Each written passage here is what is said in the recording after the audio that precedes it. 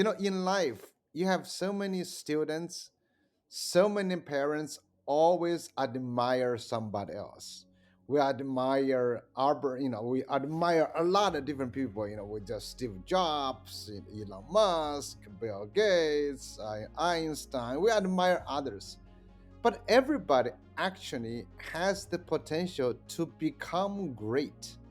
I don't think many people realize that. So, because education tries to homogenize into everybody become mediocre, everybody become average.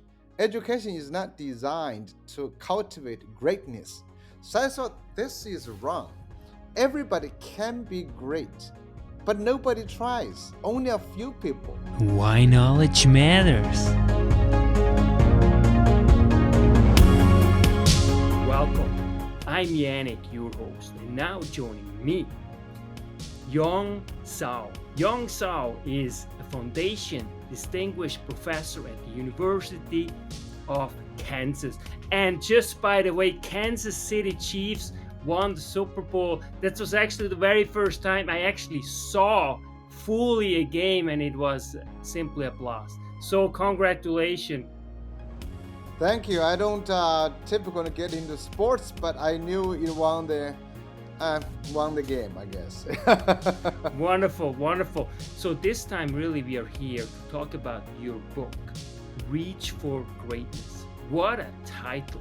And I have to admit, this book has so much value in it for an educator or for parents or for whatever it is. But now let's start. First and foremost, why did you write the book, Reach for Greatness, in the first place?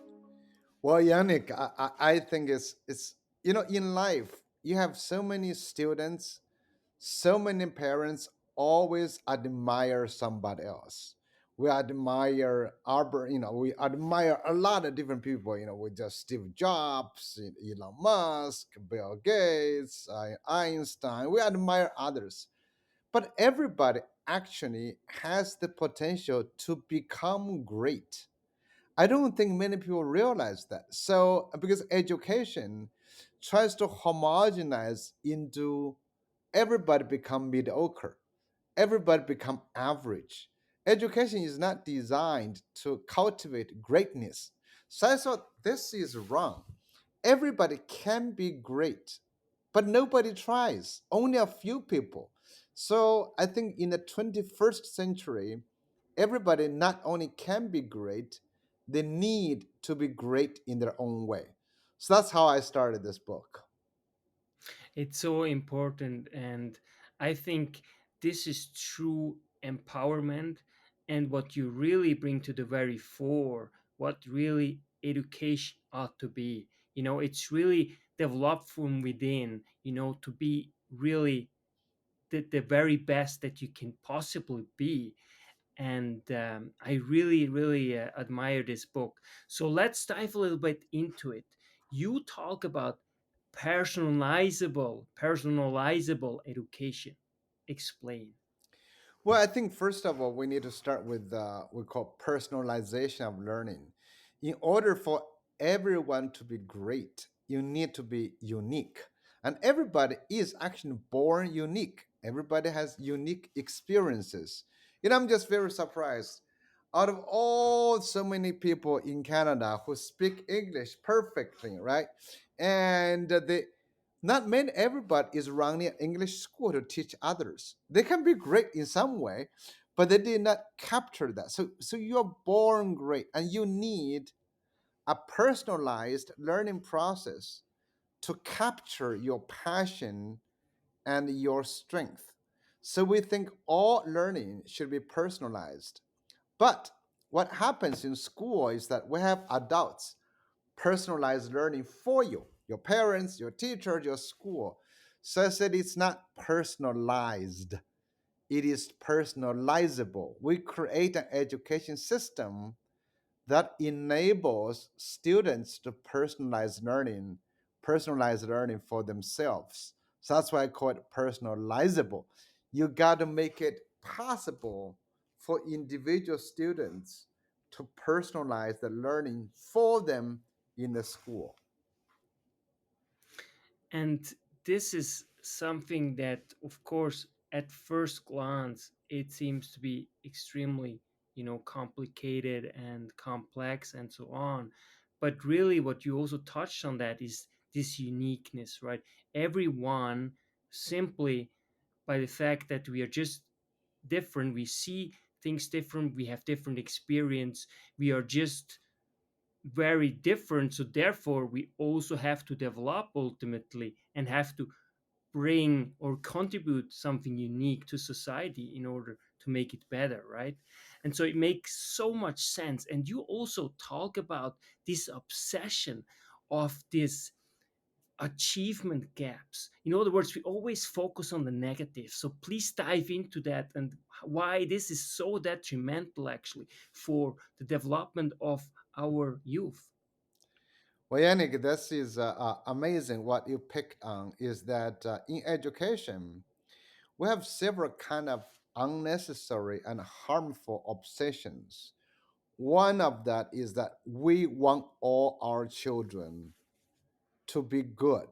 Well, everybody says that, but most people, to be good means to meet the expectation of the government, to meet the expectation of the school, which often comes either with standards, or with testing, or with homework, or whatever they want to do. Then, if you have one standard, you used apply to all children. Some children will do better, some will do worse, some will just do right. I'm just about average. So we look at those other children, we're obsessed. We want to help you, but we're not helping them. But we want to help you. So we spend so much energy and so much money trying to so-called help others. Even if you helped others, those people may become, at the best, they're still worse than the top ones. Why don't we just give up on that? Look at these children. What would you like to do? What can you do? What you want to do? How can we help you become who you are, not who the government wants? I think that obsession is very sick. It's harmful, and but we think we're helping. Another obsession is about efficiency. If you look at Yannick, our school, we put all children born in the same year in one grade, and then we expect them to move forward like this. People don't do that. But we're obsessed because we think we're efficient. And one teacher teaching 1 year, but children never like that. So inevitably, at the end of each year, somebody is worse, somebody is better. But why do you compare like that? So those kind of obsessions have really held education backwards, and because we really have the view that we want to compare people, their difference lies in how good they are, not how diverse they are. Because in our traditional education, we just compare people to say, are you better, are you worse? We are not saying, are you different? And you also mentioned, about mediocrity, right? We really foster through a system like this that everyone is somehow mediocre, but no one really, except, as you mentioned, a few who for whatever reasons had a personalizable education. I think they had, as you basically, through some chance or whatever. But you see that in those kind of people, like you mentioned, that they had those personalizable education, which makes it so powerful. Now, of course, one also could argue that one of the challenges, and I know that you're not, that's not necessarily a problem, but I just want to raise it. One of the things is always, of course, we want to at least give everyone, that's equality, the same exposure to certain core subject, right? But what you also suggest in your book is that this needs not necessarily go up to the 12th grade, let's say.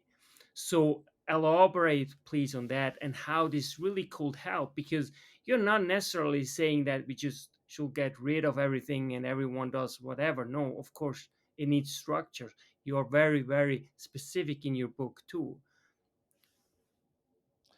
Well, I think, we have a very homogeneous view of education. But really, you will look today, Yannick. I mean, every day we are learning. Every day you are learning. You really don't have to stay in one place to learn in one classroom. Today with chat GPT, with artificial intelligence, with online, with YouTube, with TikTok, you are learning. I mean, there are so many children, young children, running their own TV shows. They're learning. They're not just producing. I mean, everything, every time you do something, you are learning. And but I think traditionally, as you mentioned, our schools have defined what learning is, even though it's useless, but we still define that's like as valuable. For example, if you examine K-12 schools, what's valuable, what's not valuable, we don't even know. We don't make an argument. So I think schools are needed to have schools. Some courses, you need some courses. For example, like well, you are everybody is a citizen of Quebec. Okay, you get it, better know some history there, so know some civics there. That's right. But you also need people to develop their own uniqueness to be great, to reach out. I'm Quebec. Does not mean you're only Quebec. You are global, no matter where you are, right? So I think now we have a misunderstanding of education as passing on knowledge that's determined by the government to our kids. I think again, education is political. It's a lot of fight, but I would hope definitely somehow, somewhere you can help individuals thrive in their own way. And exactly, that's what you're mentioning in your book, that all talents are worth developing. Now, one of the big challenges also like that you need somehow a structure. You need family, for example, who also give these frameworks and guidelines to a kid, in order to explore and in order to be exposed to it, in order to actually discover what you're truly good at. And I think that's also one of the challenges, of course, that in generally the society faces with so many changes. Parents are very busy, occupied with being able to provide for their kids, so it's definitely not easy. But also you mentioned that it's very, very political, but I think there can be, if people are honest, to actually find a common denominator which we can all agree upon. And I think you touched on that too, like civics, right?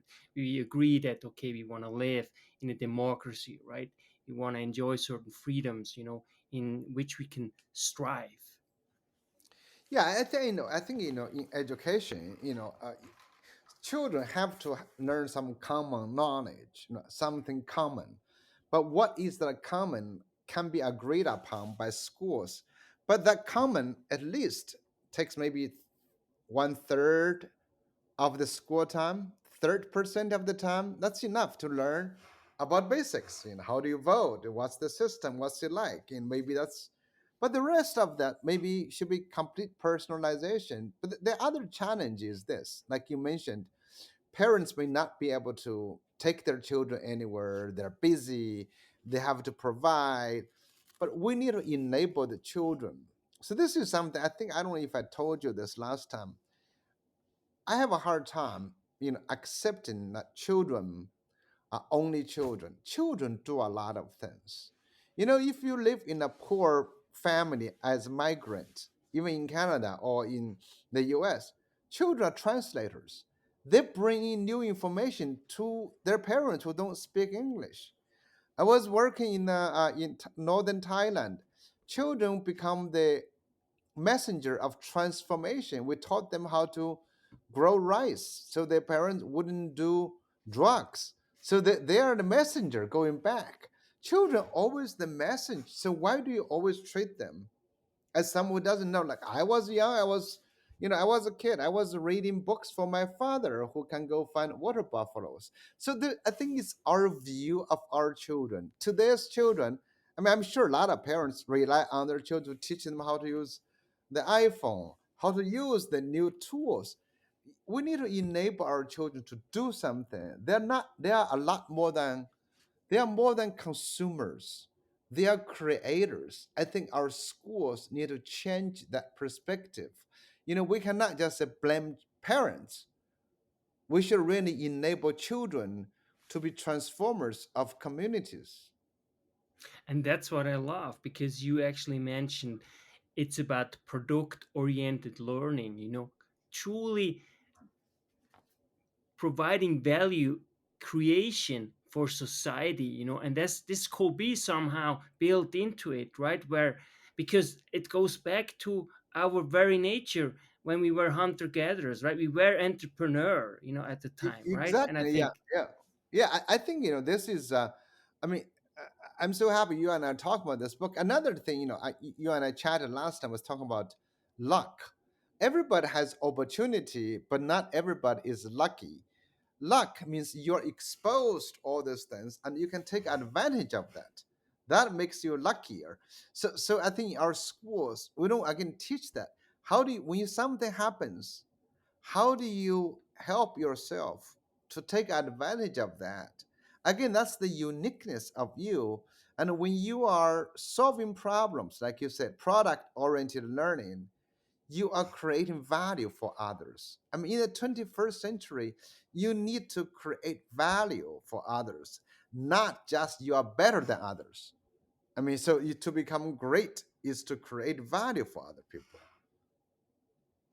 yeah, it's truly, I mean, there's nothing more compelling also than having a vision for yourself by truly creating value, because ultimately it's all about creating value. That's the life purpose of every human being, right?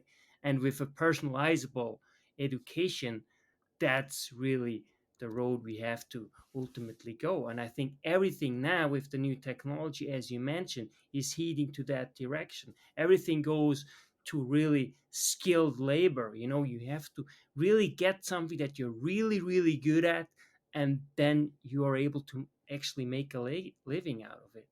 Absolutely. I think it's, making a living for many kids in developed countries may not be hard, but make a meaningful, happy life. That's the challenge. I think to reach for greatness, Yannick, does not only mean you can get a job. It really means you live a fulfilling, a great life. So that's really what this book was about.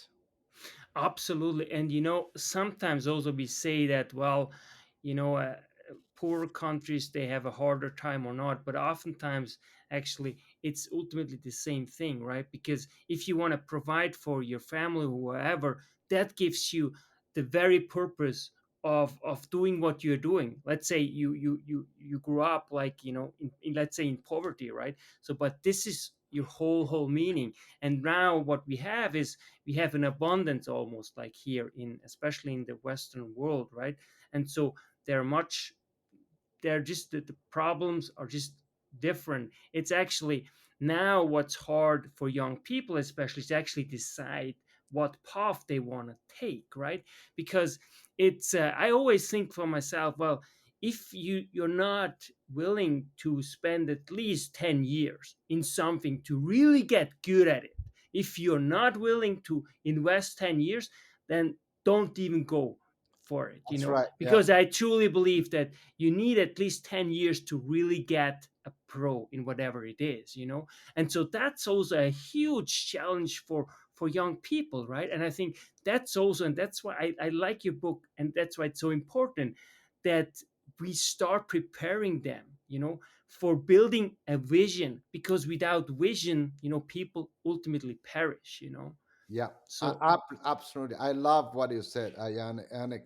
Without vision, you perish. I think every human being needs to have that hope and needs also strive for greatness. I don't want people to end up average, but that's a miserable life. You want to become great.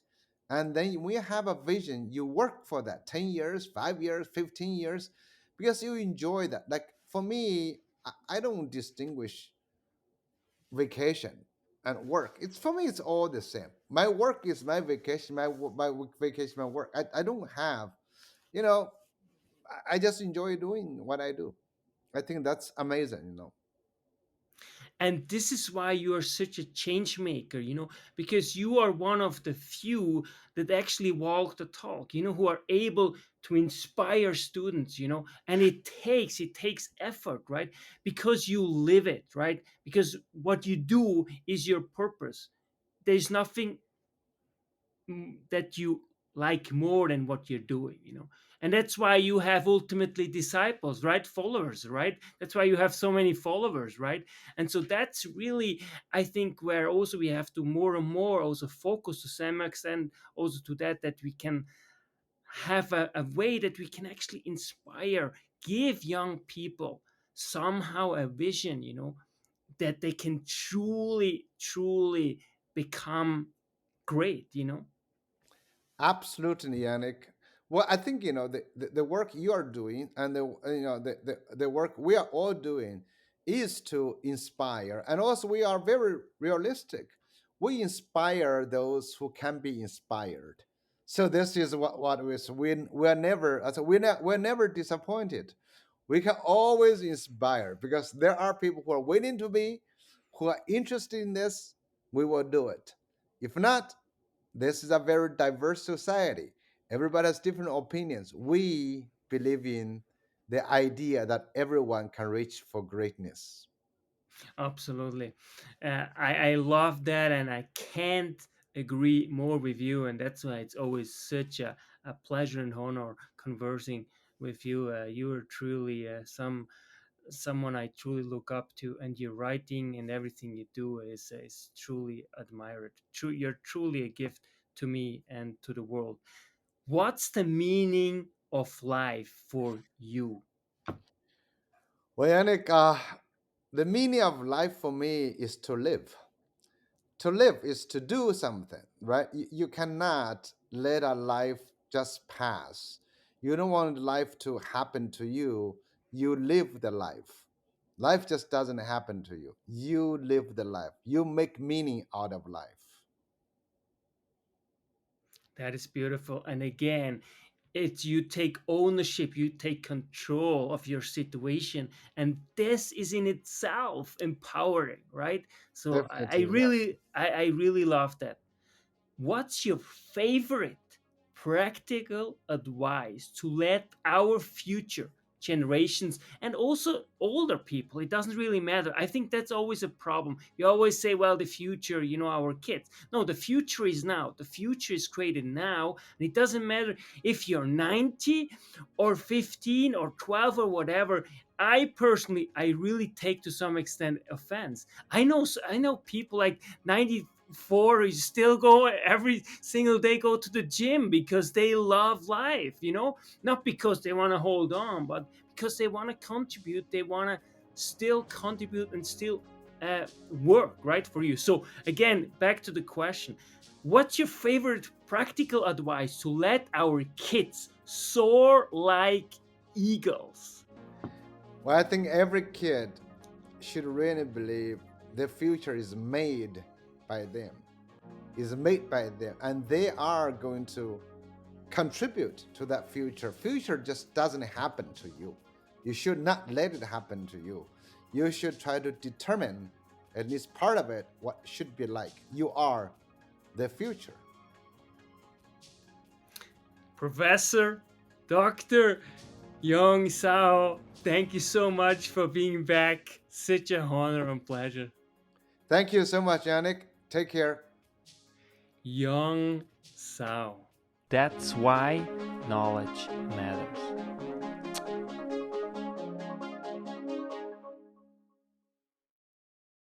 Make your life a masterpiece. Visit now programs.d-ykm.com.